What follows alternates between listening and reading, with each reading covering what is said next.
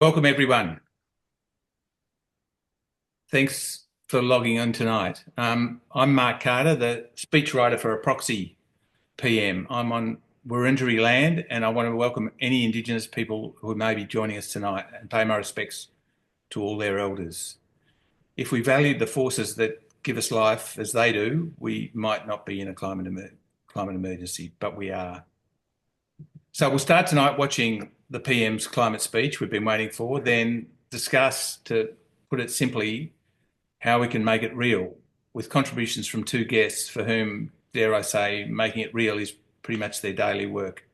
Welcome Violet CoCo and David Spratt. Violet is a climate activist affiliated with Fireproof Australia and Extinction Rebellion. She was jailed on remand for blocking the Sydney Harbour Bridge in 2022. And David is the Research Director for the Breakthrough National Centre for Climate Restoration. His work over the last decade or two has assembled the evidence that confirms our climate emergency predicament. Housekeeping-wise, the session is being recorded and we'll email you a link to the recording in a few days. Can we ask that you please stay muted throughout the hour, and Violet and David look forward to taking your questions towards the end. So please type any questions you have for them in the chat. We'll try to keep the session to 60 minutes, but depending on your questions, winding up the Q&A may take us a bit beyond 8 p.m. So now, to kick things off, let's watch the speech. Good evening. I begin by acknowledging the traditional owners and custodians for millennia of the land on which we live, and I pay my respects to their elders past and present. My fellow Australians, today we face a choice between the past and the future, between the habits and fears of the past and the demands and opportunities of the future. There are moments in history when the whole fate and future of nations is in the balance. For Australia, this is such a time. It's time for a new national focus, a new program, a new vision of what we can achieve in this generation for our nation and the region in which we live. Today, I am announcing the formation of a cross-party national unity government to deal with the unprecedented threat to our future from climate disruption. Climate change threatens the very existence of society as we know it, in Australia and around the world. Responding adequately to climate disruption is fundamental to the survival of our nation and global community. The world knows our planet's climate is changing in dangerous ways. 10 years ago, in 2015, Australia joined the international community in aiming to keep global heating well under 2 degrees, and preferably under 1.5 degrees, to avoid dangerous climate change. Yet here we are on the net zero 2050 emissions reduction pathway, with projected fossil fuel industry emissions possibly as high in 2050 as today, with this year likely the hottest globally in at least 100,000 years. With warming nudging 1.5 degrees right now and heading, as likely as not, towards 3 degrees, triggering an irreversible rise in sea levels of several metres that will drown coastal cities and deltas. We must now admit that the net zero 2050 path that industry, business and the media endorsed has always been high risk. It has only ever had a 50-50 chance of preventing warming beyond 2 degrees, according to conservative United Nations climate scientists.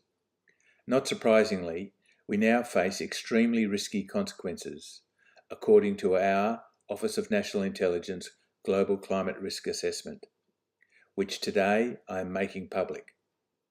Our close allies, our Five Eyes partners, the US and UK, have made available declassified versions of similar assessments, and we now acknowledge there is no longer any reason for us to not do the same. The ONI assessment, just like those of the UK and the US, warns that within the next decades, we face a future beyond human experience of unbearable heat, unstoppable bushfires and unviable northern Australia, more emerging diseases, and increased social unrest and geopolitical conflict, on top of a global food crisis. Already people are losing their homes and livelihoods. So it is clear any emissions reduction that Net Zero 2050 were to deliver, we now acknowledge will be too little, too late. Our emissions reduction response to date has clearly failed. Our reliance on the marketplace to reduce emissions efficiently has been misplaced. Unfortunately, business as usual won't enable the necessary emissions reductions quickly enough. We have been telling you to take it easy, to stand where you are and enjoy the view, to avoid the difficult facts. So, with no one, government, business, the media, pointing to the crumbling cliff edge on which you stand, you've had no reason to turn around, to take a step back, to change your point of view. This, my fellow Australians, is an honest description of the problem, the level of danger we now face. Yes, our world is normal no more, and I think we all feel it in different ways, even if we can't actually say it out loud. But we have a choice. We can continue on to a future of climate chaos, or we can choose to do what is necessary to avoid it. Either way, we face rapid and widespread change, but the latter choice has an upside. So what is it necessary for us to do? Where do emissions need to get to, and by when? And how do we get there? It is clear to us now that our best chance of avoiding the chaos lies in very quickly stopping new emissions.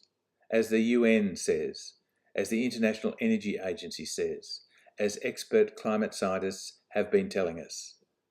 And to draw down the CO2 we've already emitted, the CO2 in the atmosphere that's delivering the deadly climate impacts we now witness daily, and while doing that, try to keep warming below 2 degrees. Therefore, today, we submit our updated nationally determined contribution to emissions cuts. Today, we commit to the task of stopping the nation's emissions by 2030 and to drawing down our share of past emissions to cut the CO2 already in the atmosphere from 420 parts per million to below 350 to cool the planet. We need to do this, we must do this, and together we can. Maximising the chance of achieving these goals, of enabling a safer future for our children, will require a whole-of-government emergency response, which is why we're establishing a cross-party national unity government, including colleagues from the Greens, the Teals, as well as both independent and opposition climate-concerned MPs. I acknowledge that many Australians have been demanding climate action like this for a long time. So, in answer to those of you asking why we've held off making these announcements until today, I say this. The sobering findings of the Office of National Intelligence Climate Risk Assessment spooked us. At first, we couldn't believe them. Our living conditions at risk in the unimaginably dangerous future I just described, the future we assumed we had, gone, lost. We couldn't accept the loss. We were in denial. Like the fossil fuel industry, we were in denial of the reality that global warming, that continuing to approve new fossil fuel projects, continuing emissions, was destroying the future we had taken for granted. And just like you, we didn't like being told we were wrong. In denial, it was we who did the demonising of those looking for safety. In denial, we practiced cheap political point scoring. In denial, we breached your trust. It was our ignorance and our prejudice, and our failure to imagine that our actions would harm all of us. That is, until today. Now, a word of warning. Stand by for today's new targets to be decried by those still in denial of our physical reality. Those in denial of the unacceptably high risk that the Net Zero 2050 pathway will push warming past 2 degrees. Stand by for them to ridicule today's new targets as too hard, as too much green tape, as damaging the economy. They will say that we mustn't let the perfect be the enemy of the good. Well, let me say, today's announcements are not the perfect. They are not the enemy of the good. They are the good. Because the perfect would be no emissions from tomorrow. When you hear them, ask yourselves, are they saying we can't afford to make life safe? Are they saying that a 50-50 chance of catastrophe is a risk worth taking? They should remember that we can change the laws of the land, but not the laws of physics. Yes, it's true, we have all benefited from the burning of fossil fuels, but we can no longer afford to deny the life-threatening costs of having done so. Nonetheless, I get your anger. It's understandable. You've been misled. I get your wishful thinking, telling yourself things aren't that bad, trying to work out a way for the normal world to return, bargaining with our planet's climate system. I get your despair when politicians try to put out a raging bushfire with a garden hose. We despair when no response that would be effective seems possible. Our denial, anger, bargaining, and despair are only natural. After all, we're grieving a monumental loss, the loss of a future we'd taken for granted. But the good news is, accepting the loss of the future we thought we had frees us to move on. It frees us to build a new future that can be safe. So, we apologise for the laws and policies of successive parliaments and governments that have delayed urgent emissions reductions. We apologise especially for the removal of hope. For the despair, we say sorry. The time has now come for the nation to turn a new page in Australia's history by righting the wrongs of the past and so moving forward with confidence to a new future. I believe we are smart enough and compassionate enough to build this new, safer future. But we must act fast. To do so, today I am also releasing the framework of a national response to the ONI findings and determinations, called the Future Australia Safe Transition, or FAST, which I am confident a majority of you, including those in Parliament, will support. FAST will enable the necessary extensive emissions reductions that would otherwise be impossible.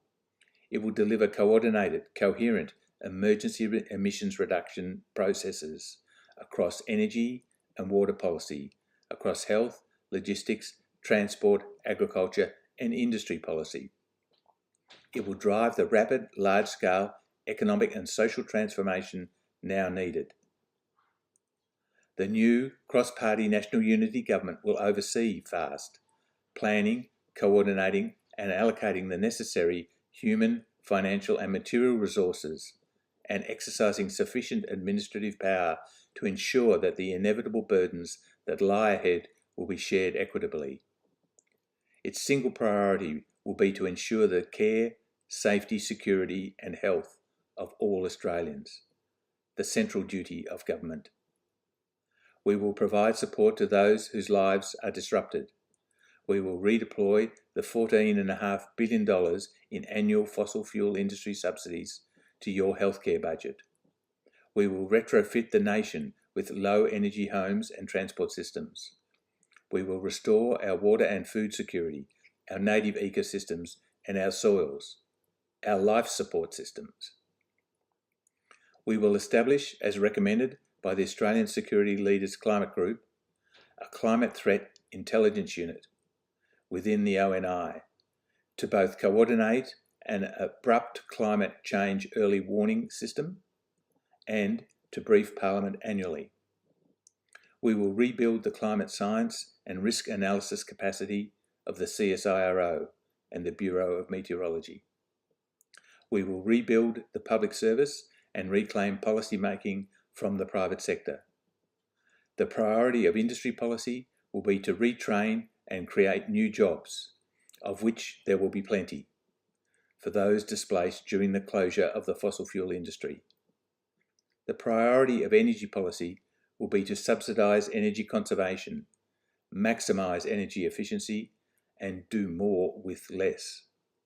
The priority of foreign policy will be to assist the transition globally.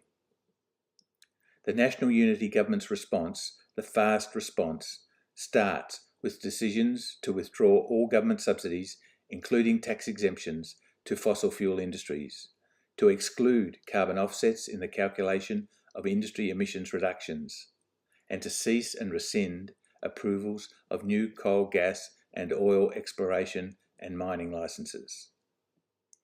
We have responded in similar ways successfully to emergencies before.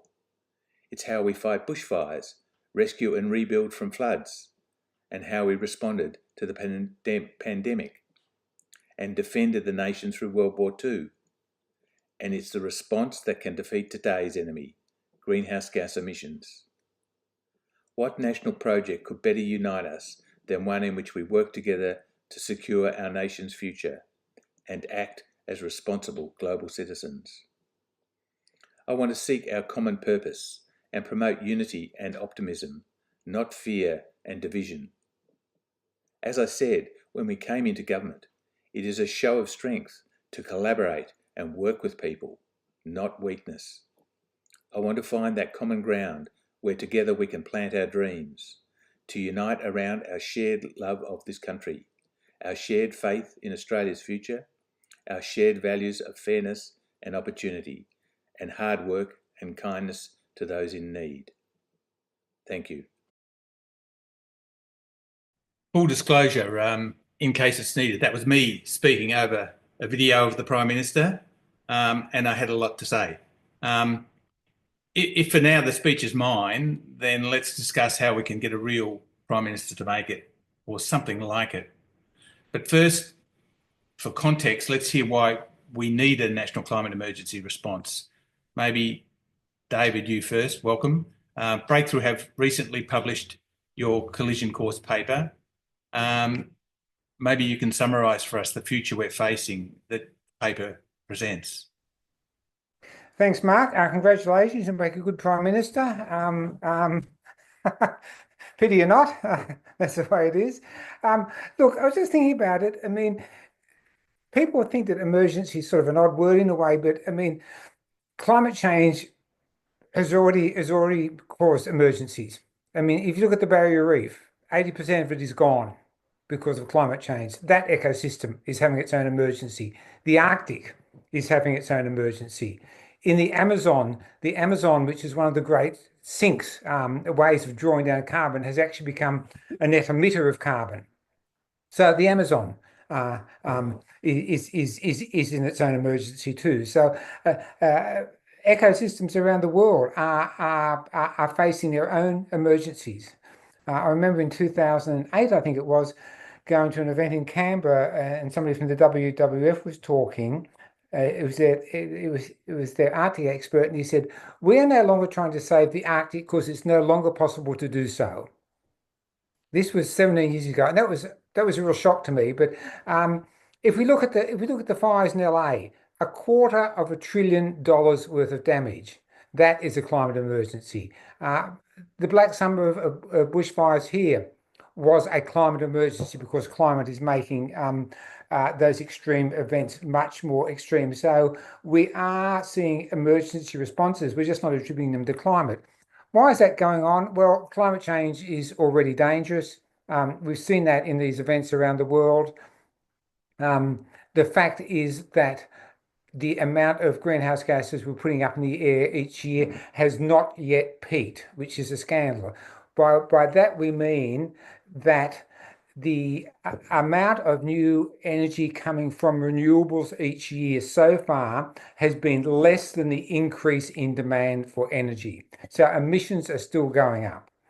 And that means that we've in fact got to 1.5 degrees. 2023 was 1.5 degrees. Last year was 1.6. January was 1.75. We were at that zone where we said we didn't want to go past, but we are. And that failure to reduce emissions and the decisions of the fossil fuel industry and fossil fuel petrostates around the world to keep on increasing production, which is their stated public intent, means that we will head towards 3 degrees of warming. And that, as any scientist will tell you, is civilization threatening. I won't go through the details, but I mean, it's very clear that we are heading towards 3 degrees. Surveys of scientists say that the majority of think that that's where we're going on the present path. That's what the United Nations Environment Programme says. And that will so disrupt the world that states will fail and relations between states will not be of an orderly nature.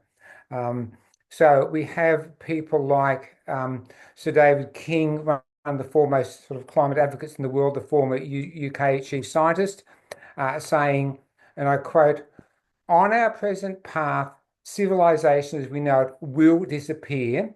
If we meet only our current commitments, that is net zero by 2050, which you talked about in the speech, perhaps some form of humanity will survive," unquote. So that's the chief scientist in the UK.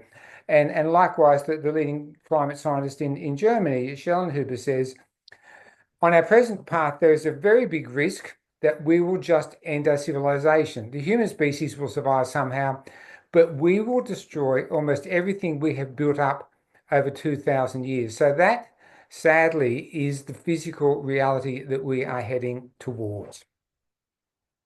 Thanks, David. So that's the problem we're facing. Let's move on to the possible solutions and the nature of an emergency response. If we're to respond effectively to these life-threatening risks that we face, who's best placed to actually deliver it the quickest? The private sector, government, both working hand in hand? Or David, you want to take on that question? Oh, well, I mean, the sort of the question is what I guess is sort of what we mean by emergency mode, and I guess we've seen a lot of that recently. We saw it in the pandemic. We see it in fires. When I was a kid on the north coast of New South Wales, where I was brought up, we had floods every year. The climate was fairly regular. Every March or April, there was a flood. There would be fires, and the local town always went into a particular mode.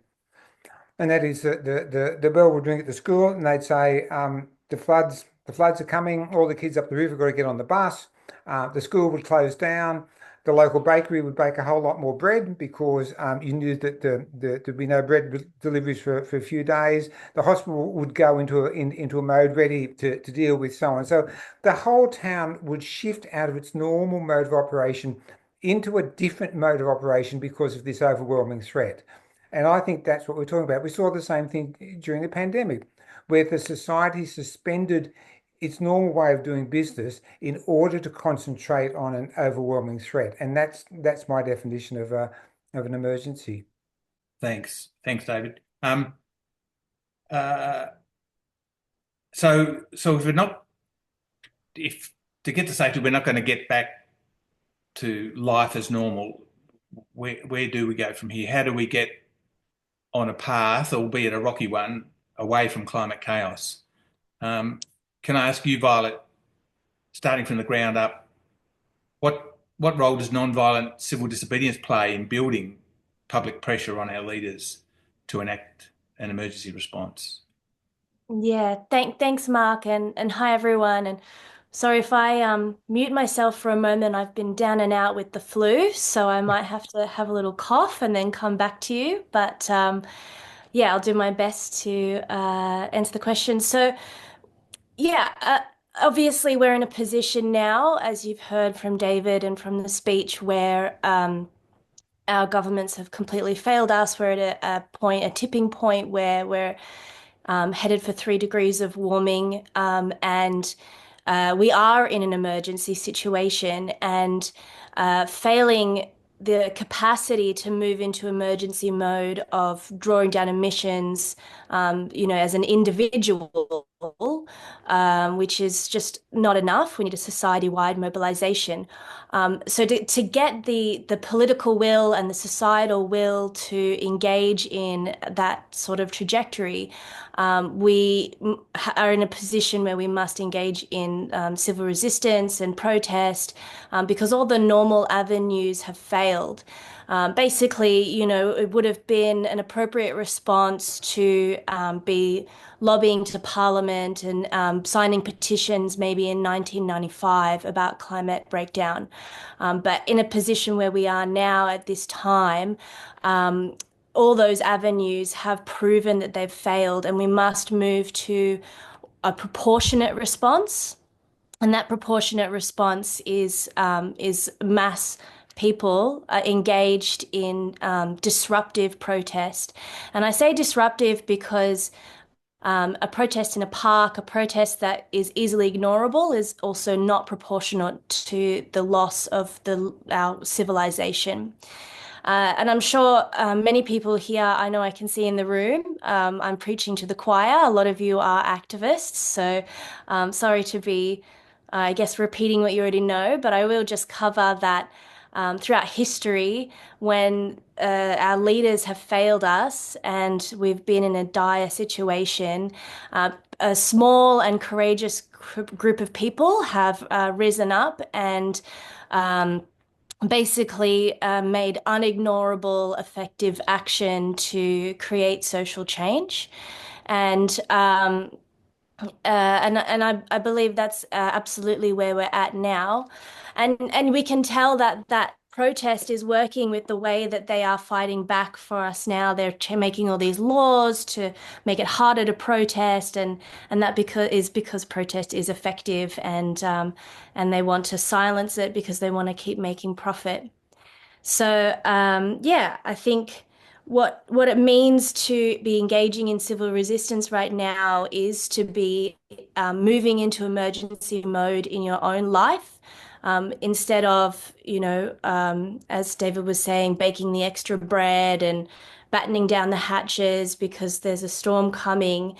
Maybe it means for you, letting go of one of your extracurricular activities, or giving up a night a week to come to a meeting, and coming into street protest, and yeah, engaging in that kind of political change, because it really is our last and best hope at this stage. Thanks, Violet. And what about with XR? I don't know how much you want to specifically talk there in terms of their framing. What sort of action Yeah. is XR Yeah. proposing? Yeah. So, well, one of the reasons I mobilized with Extinction Rebellion is because I think it has, first of all, it's a global movement, and so it's something that globally people are aligned with, and it has, in my opinion, probably the only sort of solution that could actually solve this crisis of all the frontline movements. So the Extinction Rebellion have three demands. The first demand is to declare a climate and ecological emergency. And ecological is a key word here because a lot of people talk about climate and emissions, but we are also in an ecological crisis. We're having a collapse of our ecosystems, and an extinction crisis, and that is just as scary, if not scarier, than the temperature rise crisis as well, because we live in an interdependent system. So declare a climate and ecological emergency. The second is to act now, and that is to, at emergency speed, zero out on emissions and engage in repair and restore activities. The third is actually the way that we get there. So basically, we acknowledge that the current system that we have has utterly failed us. I mean, you can argue black and blue what a government should and shouldn't do, but it definitely shouldn't be sending the entire civilization over a cliff. And so we say that we need citizens' assemblies, which a citizens' assembly is a representative selection of the population that comes together and they're advised by scientists, by First Nations people, relevant experts, and they are set through a deliberation process.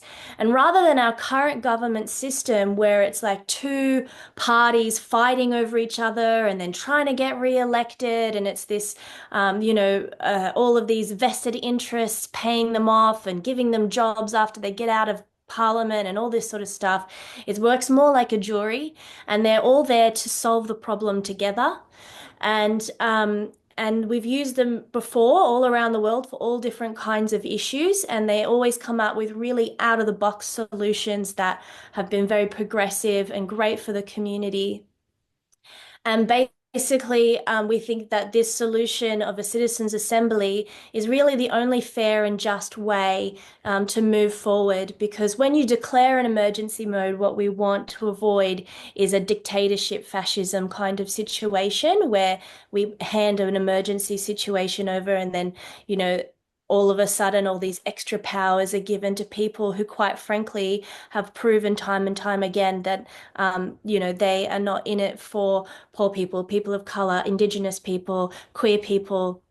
And so what we want to do is level that playing field and give the power back to the people with these citizens' assemblies. So that's why I operate with Extinction Rebellion, and I think that those three demands are really worth getting behind. And if you want to engage in Extinction Rebellion, you can check out ozrebellion.earth and sign up there, and you can find your local group. Great. Thanks, Violet. Good, a good array of sort of positive actions that are open to us. Part of the fun in making the speech was recording the speech was I had the emissions expanding elbow there, and I was talking a completely contradictory message over it, where on the one hand, there's part of a possible response is, the national government is the probably only authority that can sort of manage the diversity or the breadth of a national response. Yet on the other hand, our current leaders, as is shown in the video, in a sense, our current leaders are refusing to lead. They're even refusing to tell us about the risks we face by keeping the Office of National Intelligence Climate Risk Assessment. I mean, David, do you want to comment on this dilemma, this incapacity to lead? Is that? Well, I mean, that's obviously the main characteristic of our time. And in fact, a few years ago, a couple of people making television programs in the UK, sorry, talked to leading public and private figures around the world and asked them how they're going dealing with their problems. And that report was called "Thinking the Unthinkable." You can Google it, "Thinking the Unthinkable," and it basically said that leadership wasn't being exhibited, and that corporate leaders and political leaders from around the world were saying that they were overwhelmed and couldn't cope. Now, that might be cop-out, but that's the situation we've got.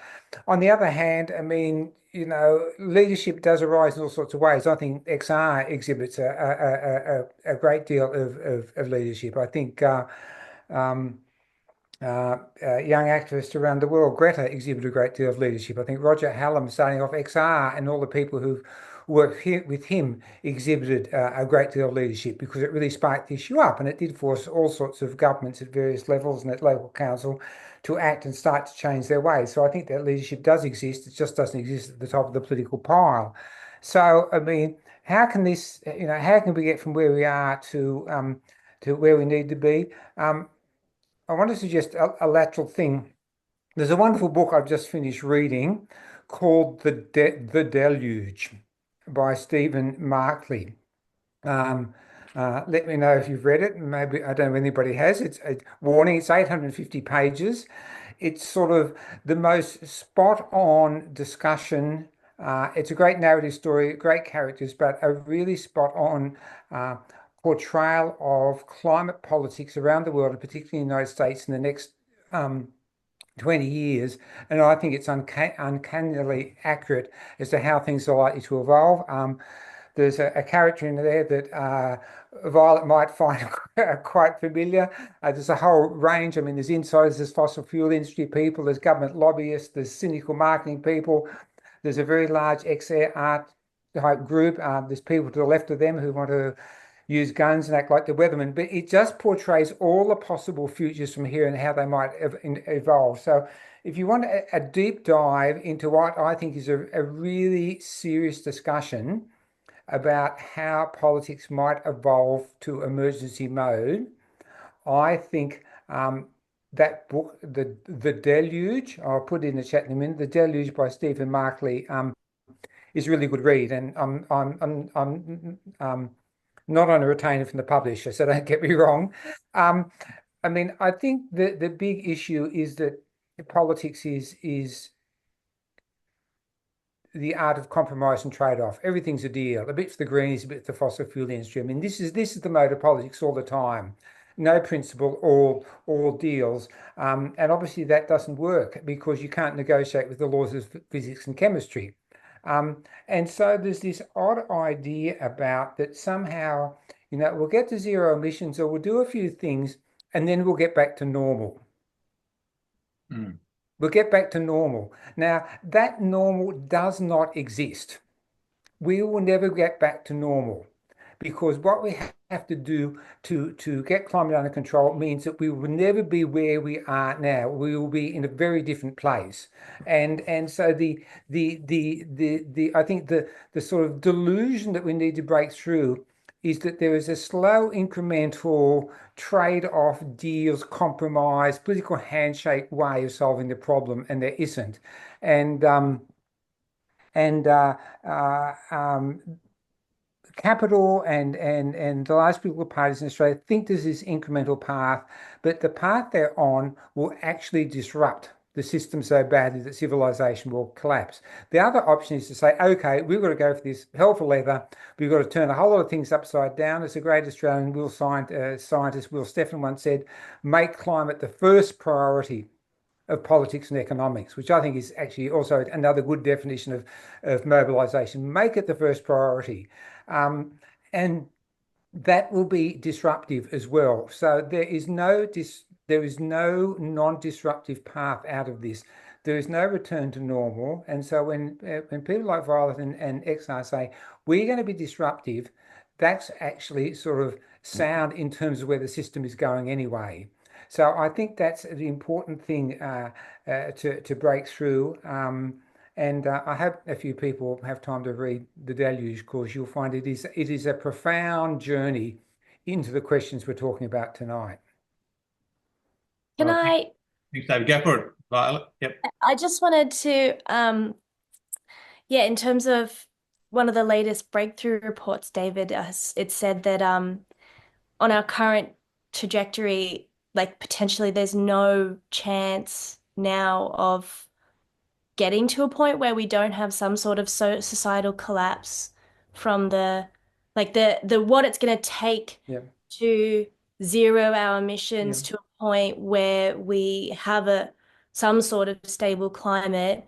The crash that will require of our economy will actually destabilize our society so much anyway that I mean, yes, yes, I mean, I think all emergency responses are disruptive. They're disruptive to the way people live their lives. They're disruptive to the sort of priorities we have in our society. They're disruptive to government budgets because you spend different things, you spend them different ways. Everything is disrupted. I mean, if we think that we can have a climate response in which we continue to fly 50 to 750,000 overseas students in Australia each year to Australia each year, that's delusional. If we think that 7 million Australians to 8 million Australians can fly overseas each year, and remember that Australia to UK return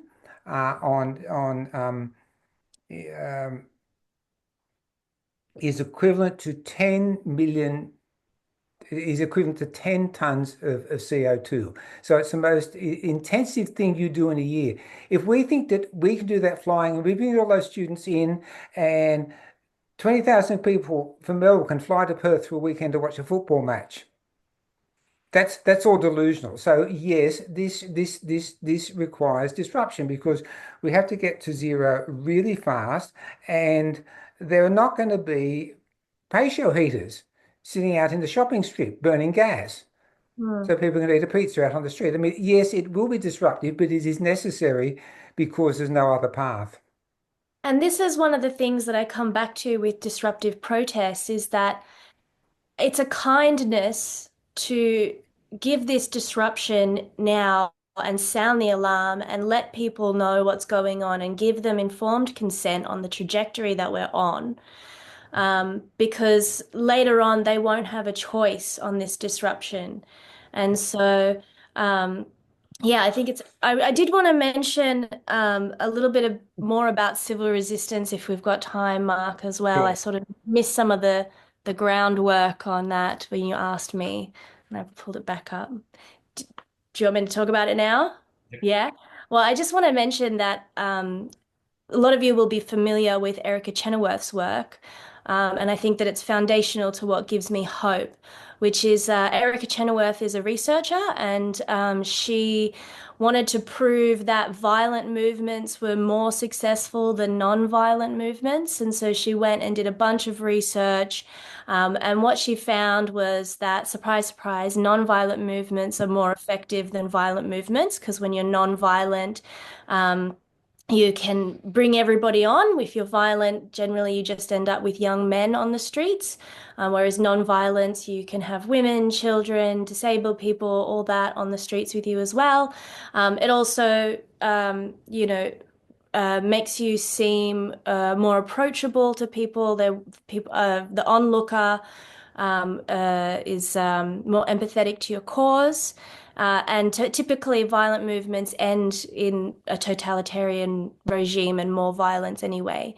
The other thing that Erica Chenoweth discovered was that if a movement had managed to mobilize just 3.5% of the population active at one time, that it had never failed to make change.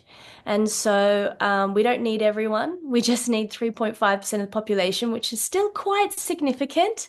Um, but yeah, I guess just putting it out there that yeah, it is absolutely possible to win with a street movement according to the history and social science. And yeah, just 3.5%. Thanks, Violet. Yeah.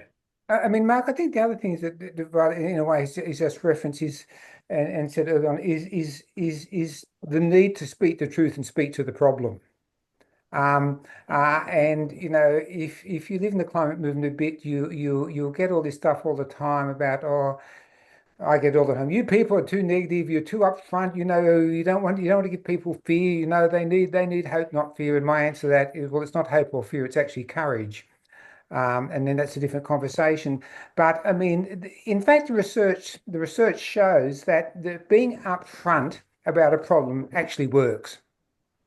And Mm. it's something that we haven't had, I think, enough of from the climate movement, and of course not from the government at all, which is why your speech tonight is so interesting because it's the one thing that they won't do. And if you look at research in the broad area of public health or health promotion, I'm old enough to remember the beginning of the AIDS crisis and these ads about the Grim Reaper, which were incredibly effective because they just shocked people into going, okay, this is a problem that we really have to deal with. If you look at smoking ads, what's on the cigarette packets, it's really brutal. It goes, this is going to kill you, but here is a path, here's an action that you can take. Ring the quit line. Every time you quit, you get closer. With the pandemic, it was the same. I mean, politicians for change, interestingly, we're in Victoria, most of us, I guess, saw a premier who got up every day and called it like it was. And what all those health promotions things show that if you're honest about the problem, really brutally scare the shit out of people, honest, and say, this is what you can do, here's a path that we can go on together to solve the problem, that really works. And the problem we have at the moment is that I did a bit of work looking at what political parties had said during the course of the last parliament, and particularly the government, because they're in charge. And I looked at ministers and everything they'd said. And whether it was Chris Bowen or the defence minister talked about China all the time and nothing else. But even with the climate minister, it was all about renewables and batteries and clean energy futures and all this happy stuff. And he never talked about the climate problem. And it became clear to me, and it's been confirmed from people inside the government, that they decided not to talk about the climate impacts. And in fact, not only did they got which Mark has referred to, and it was in the speech, they got the intelligence services, the Office of National Intelligence, to do a report on climate risks to security in the region. And when they got it, it shocked the shit out of them, and they put it in the bottom drawer. And then they said, and this goes back to the same problem, they said, we're going to have a look at and get the department to do a look at the risks in Australia, because this is how we do our adaptation, our resilience strategy. I mean, what are the risks of fire? What's the risk of Northern Australia being too hot to live in, which will happen in 30 or 40 years from now? It was called the National Climate Risk Assessment. That piece of work was supposed to be the basis for all the work on climate responses, adaptation, and so on. That report has just been killed. It's basically off the website. The person leading it has disappeared. Their boss retired. And I understand from inside Canberra that the National Climate Risk Assessment has been killed off, because the government doesn't want a discussion about climate impacts, how climate change will affect Australia in the lead up to an election. So, I mean, this is the start of the problem. This is the start of the problem. Exactly why we need an uprising. That's right, because if we never talk about the problem, we can't solve it. The idea that you can get to an answer without knowing what the question is just delusional. And you talked about courage, David, and it's going to take courage to face this. They are not even willing to address that it's a problem. And so it's going to take us forcing them to address it. And they are going to arrest us, silence us, fine us, all this sort of stuff for trying to bring this to the foreground. And we need to be prepared to face that. We need to be prepared to have courage. We need to be prepared to sacrifice. I mean, humanity has never faced a greater threat than it has now. But all through history, when protest movements have risen, with the suffragettes, the women, they were being beaten. They were having their children taken away from them. The civil rights movement, they were dying already. But we're all very comfortable. I can go down to the shop and buy some chocolate, and I can get a massage and like cafe and la la la. And we're not struggling here, but we have the biggest responsibility. We are the third largest exporter of carbon emissions in this country. We must learn to have courage and to have sacrifice and to be willing to sacrifice, because if we don't do it now, we're going to lose a hell of a lot more in times to come. And I know it's difficult because we're all very comfortable, but that comfort comes at too much of a price. And we all have to have a deep look at ourselves and at our lives and the people around us and decide what's important. I think that really hooks back to the thing about, can we live a normal life? What we were talking about before about being normal and non-disruptive and solve the problem. And the fact is that we can't. And I mean, all emergencies, by their very nature, because a whole lot of resources and a whole lot of things have to be turned upside down in order to solve the problem, do require sacrifice. I mean, the Second World War is not altogether a great analogy, but I mean, it is correct in some ways, because there was an overwhelming threat, fascism, in Europe and in Asia, that required the whole world to fight it. We might have a new version in America now, but that's another subject for another day. But I mean, people in Australia really and everywhere sacrificed a lot. I mean, they sacrificed lives. I mean, everyone in Australia was subject to food rationing. I mean, you couldn't drive your car, you had to burn coal because all the oil was being used for military vehicles. I mean, not being able to live your normal lives is necessary to get out of this. And And what we're that's, doing now isn't normal though, because it's pardon? what we're living now No, isn't no, no, but at there is the an illusion point. of no, there is an illusion of normality, then people can still have it all. Yeah. Yeah, And that's I think is one of the issues that a collective sacrifice is necessary so that we may all be here in the future. Given what absolutely. we're talking about, it reminds me we've got an upcoming federal election. Like, where do we want to talk about that? Where does Yeah. what we're talking about fit with an upcoming, federal election, with the parties that we have and the system of government that we have? What Right. what should people attendees to this be, thinking about doing? What messages can be used to pressure candidates, or where does what we're talking about broadly? Where does a federal election fit in what we're talking about broadly? Violet? Either of you, Violet? Yeah. Cool. I was like, you can go if you want to. No. Well, obviously, I think that some of our biggest strength is in protest movement. I mean, everyone could have guessed that's what I was going to say. Judy's just put in the chat that we're going to do some big all-in marches, climate marches, really close. There's a Protect Protest rally for under Defend Dissent Coalition. I'm running a Protect Native Forests rally outside Peter Khalil's office on the 23rd of March at 10:30 in the morning. Please come along to that. And I don't know if you have seen the far right billboards about sort of attacking the Greens candidates and stuff. Feel free. We've got a bugger up campaign going on where you kind of edit those. That kind of stuff is really good. Following politicians around and making sure that they really feel your pressure, turning up to every event that they're at with signs and yeah, get involved. It's I don't think that the election is going to be the be all and end all of fixing this crisis, but I can tell you what, it's going to be a hell of a lot harder to get action if someone like Potato Head is in charge. So let's make sure that it's a good outcome for this one. Um, Yeah, I Dave? quoted earlier Will Steffen, who unfortunately is no longer with us, saying on a slide in the presentation that what we need on climate is to make it the first priority of economics and politics, which I said I think is quite a good definition of emergency. I mean, in the sense that we made the pandemic the first priority of economics and politics for the period when it was really severe and before we had vaccines. So here's the thing.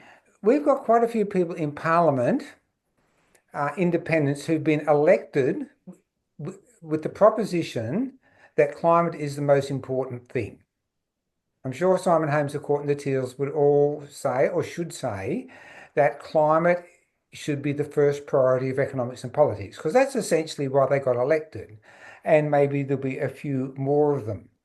And so the polls tell us that we'd like to have a hung parliament where neither party gets a majority, and they'll have to look for support. So here's a golden opportunity for all those people who have and might get elected to the parliament again, saying that climate is the big issue, to exercise that power.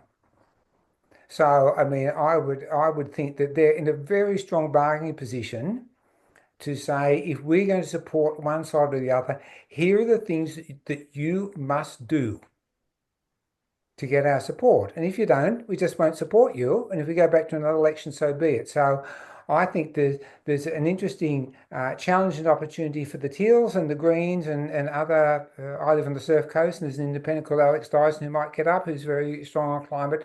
For all those people to say, now is the time to demonstrate after the election and there's negotiation. Now is the time to demonstrate how to put climate as the first priority of economics and politics. Yep. Thanks, David. We're at 3 minutes to 8. If we got time and interest, I just want to switch the conversation a little bit. Given the kind of the topics and the status of things that we've discussed, we're living right now in a world where it's uneconomic to do what's necessary to make the climate safe. The supposed, as we've said, quote unquote normal world. Can you don't have to answer this, but can I ask you both? Mainly, I'm thinking of some attendees. Maybe might be interested in your answers. What is it that prevents you succumbing to this suffocating sort of insanity? What is it that keeps you working to make a safer future possible? I mean, you don't have to answer if you don't want to, but just coming off the facts and the description of scenarios and stuff, just to because it is. I mean, for those of us interested in not succumbing, in feeling that there's got to be a way different from the way government and policy is conducted at the moment, that it can be challenging and with the news and everything every day, it can be sort of dispiriting. Can I throw it to both of you if you want? Yeah. Sure. Violet? All right. For me, it's a simple equation. If we give up, we guarantee the worst trajectory. And so it's it's a matter of maintaining hope, because in my own action, in the action that I take, that is where I find the hope. And only am I driven to despair when I'm unable to take action. So, yeah, that's how I feel. I think succumbing is something you can do when you're not in the front line. I mean, you can sort of feel a bit miserable for yourself. I don't think you go to Ukraine and say, who's succumbing, because for them it is a matter of life and death. Or in Gaza, or in half the world, every day is a struggle, and it's a matter of life and death, and people love life and families and the things that are important to it. I think we can get a bit insular in Australia, which is safe and comfortable and a long way away and very rich and so on. I mean, the world has always been full of these political struggles. I mean, I know that society has solved problems like this before.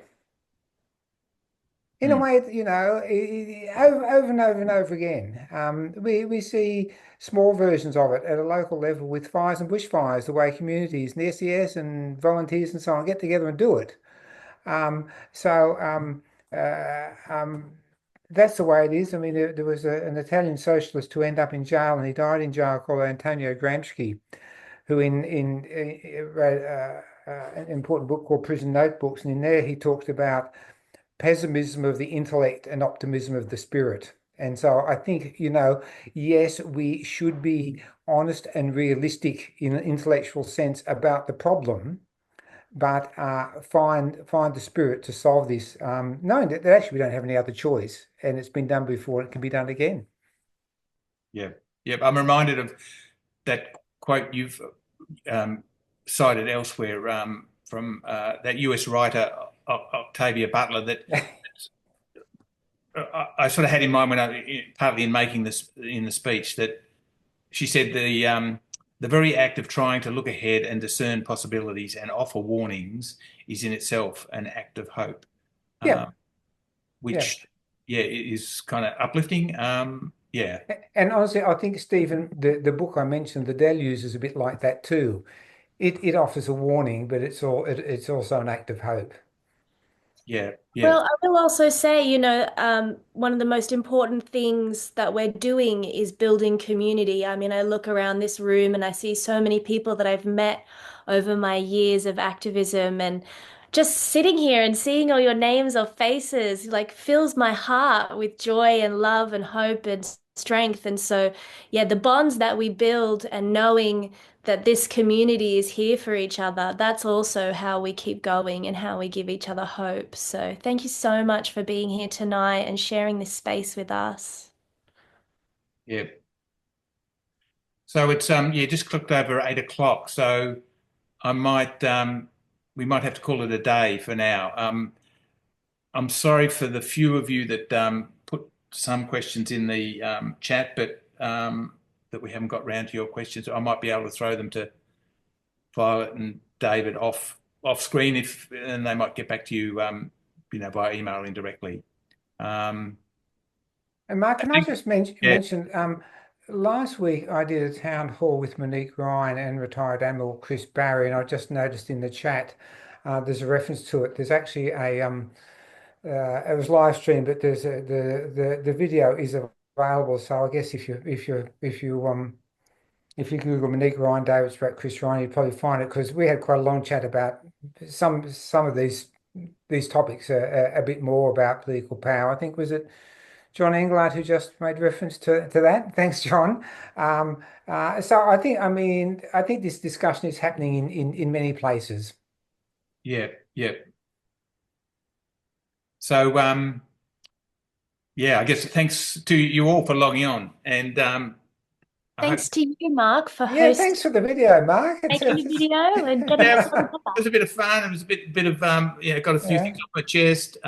It's sort of, yeah, grown a bit with the festival coming up a month or two after I put it online. I thought, oh well, maybe there might be interest in discussing some things behind it, which I really and thank appreciate you two guys having the interest to do that. So and yeah, thanks for everybody who turning up tonight as well. It's great. yes. Um, before signing off, can I suggest you all consider endorsing the speech? It's at pmmclimatespeech.au is the website. And as I said, in a few days, we'll be emailing you all a link to a recording of tonight's discussions. So please consider even sharing that across your networks, as well as the other ones that have the other webinars and stuff that we've got in the chat. So yeah, Thank you, let's Mark. work to make a real PM deliver the speech. Night for now. Thank Thank you. you. Thanks, everyone.